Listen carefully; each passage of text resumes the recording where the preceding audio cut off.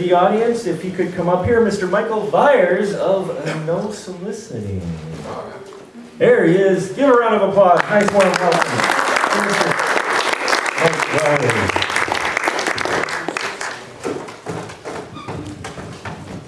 I know we could shut there, didn't you?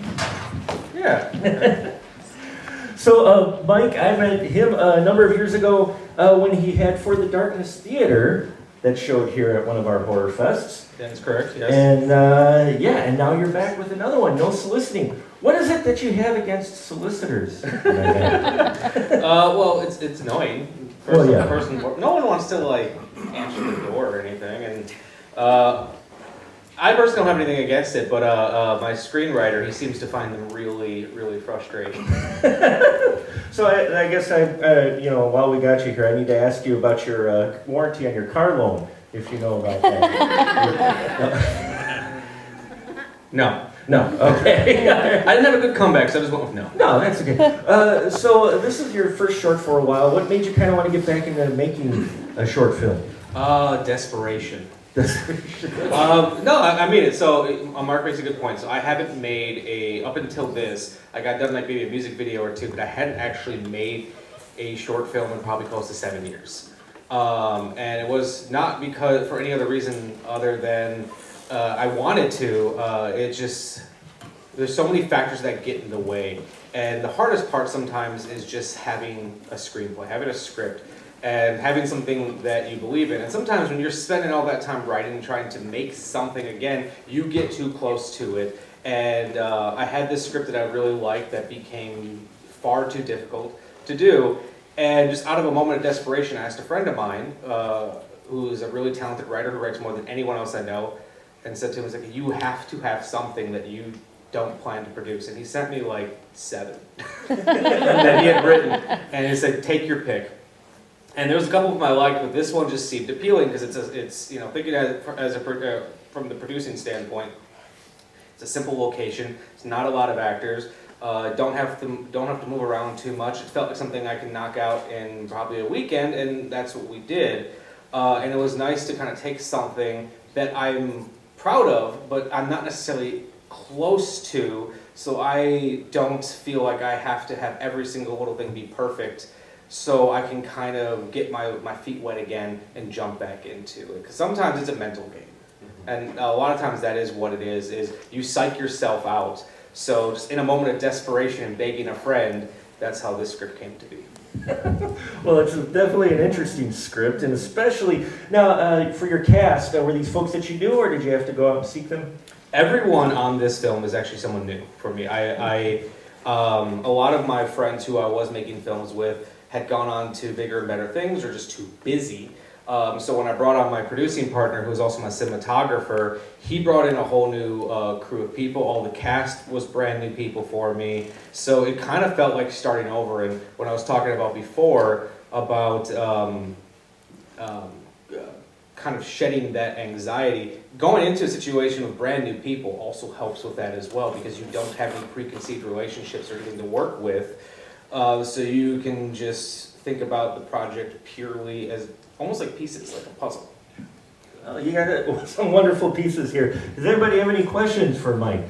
Why are you standing right in the light? I am standing right in the light. Well, the light follows me. It's following me everywhere.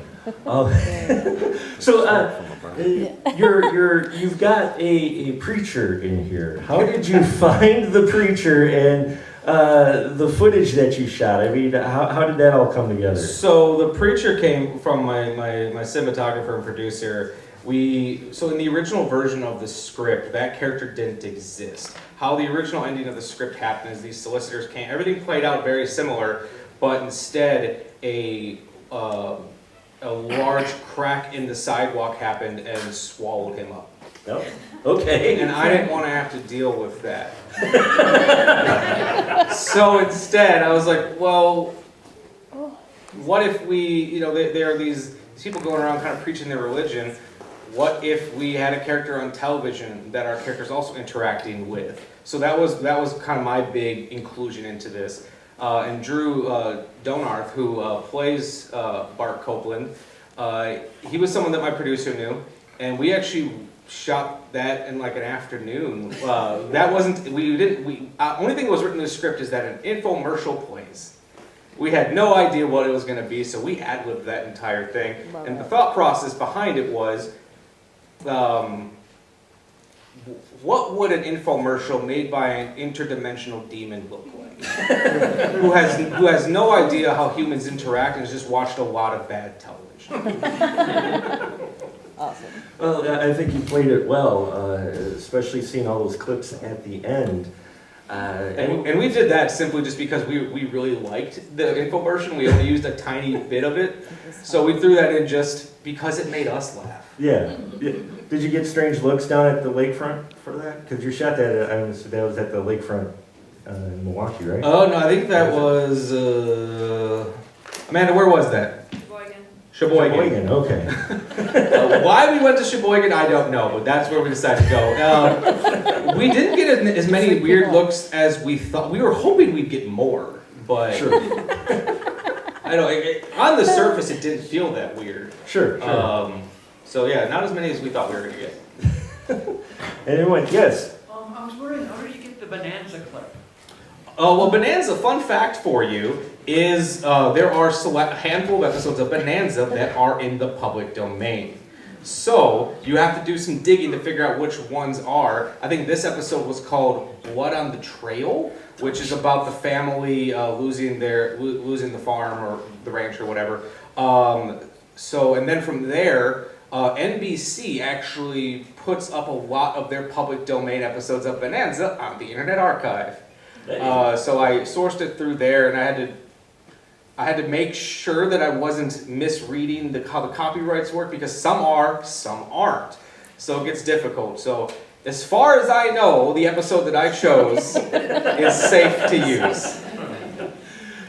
It was fitting though too. So Yeah. a little horror themed to it. Yeah, and I also thought, like, what would an old crotchety dude who doesn't want to talk to people be watching? And I thought, well, my grandfather was an old crotchety dude, and he had Bonanza on all the time. There you go. Any other questions from the audience? Yes. The Starry Wisdom brochure, was that like did you guys just do the cover, or did you actually make like a full brochure?